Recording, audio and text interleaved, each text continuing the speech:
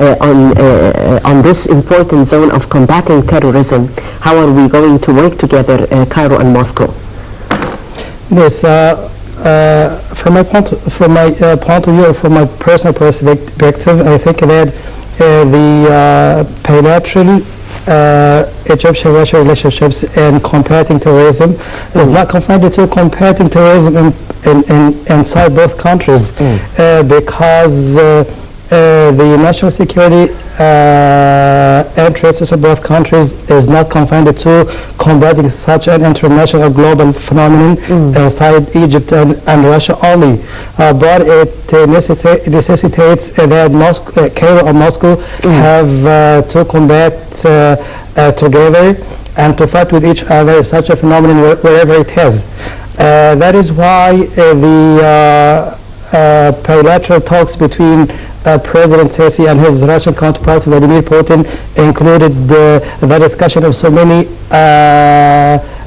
different political issues, including the deteriorating security positions in Libya, because it is a very important point to concentrate upon such a file where what is happening over there, I mean in Libya, negatively affects in Egypt, because the Islamists are accurately, the terrorists in Libya are doing so many mistakes against Islam first and against the country secondly and against Egypt third. That is why both parties agreed on the necessity of settling the possessions in Libya. Yes, at the same time, they also talked about the terrorism in Syria, and they agreed that both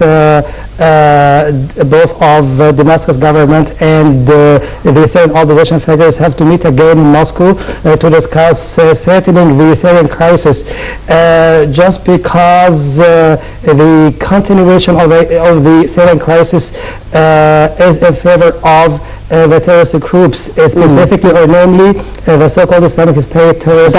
Daesh terrorists. Exactly. Yeah. So as long as the dispute or the conflict is carrying out or is continuing taking place in Syria, Daesh will find an atmosphere conducive. Exactly, to do whatever it likes and to slay or to behead, to behead people everywhere.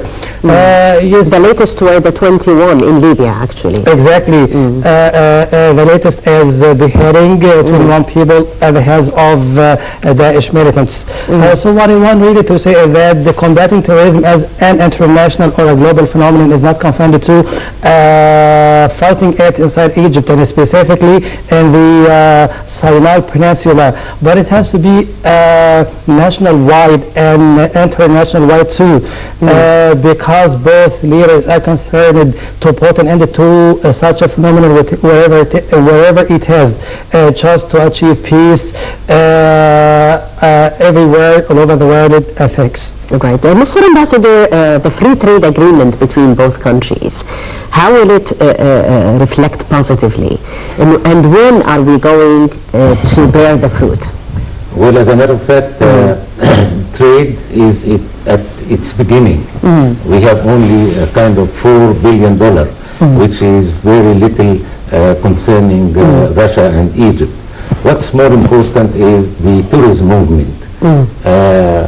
I started some efforts in the 90s to start the Russian tourism movement, and in 1210 there were about $3 billion coming out of 3 million Russians coming to Egypt, ahead of Italians, Germans, and British. Right. And this will start quick to solve the problem of the exchange. What does it take for the Russian tourists to come more to Egypt? Well, in your opinion, because you have lived there and you know more about Russians and the culture over there. Well, as a matter of fact, when I went to Russia, first as presenting my credentials, yes, it was on a Russian airplane, I asked where are the Egyptian airlines, and it was absent for 18 years since 72, 73, up till 91 when I went there. It was, I call it as the miserable flight, because the flight was improper, no foreign newspapers, services not good. So I asked Cairo to study how it will be more profitable for Egypt to continue the Egypt airline Cairo-Moscow. And we studied for 4 months. We were working on it, and we succeeded in starting with a little Egyptian airplane, while the Russians, they have 4 weekly. Now it became, when the Russians came, preferred the Egyptian services of Egypt Air, it started to be twice, 3 times, 4 times. Now it's a daily flight between Cairo and Moscow, and we have to profit out of it. Russia is passing through difficult circumstances because of the dollar and ruble and so on. Right. We have with us Excellency Ambassador Mahmoud Farag, Assistant Foreign Minister, to share us the discussion. Mr. Ambassador, thank you for talking to us, and we were talking about new horizons of cooperation between Cairo and Moscow and the outcome of President Putin's visit to Egypt as you see it. Mr. Ambassador. Hello? Hello, Mr. Ambassador. Yes, we can hear you. Hello, sir. Yes, I'm waiting for your questions. Yes, Mr. Ambassador, we were talking about the outcome of the visit by President Putin to Egypt as you see it. How can we build on what has been achieved? Really, the results of this visit is very positive to a great extent, viewing the relations between Egypt and Russia, which goes back to the year 58, when we concluded a deal of check arms with the help of the Russians at that time. After that time, the relations were very close, and cooperation really was fruitful. It resulted in building the high dam and building as well of the armed force, which helped us in our battles with Israel and with the outer world. This is a culmination of a great effort made by His Excellency the President Sisi, and the march towards Russia was very successful, really, and it will achieve so many objectives for the benefit of the economy and welfare of the Egyptian people. And Russians really, they never spare any effort in helping the Egyptians really to come up and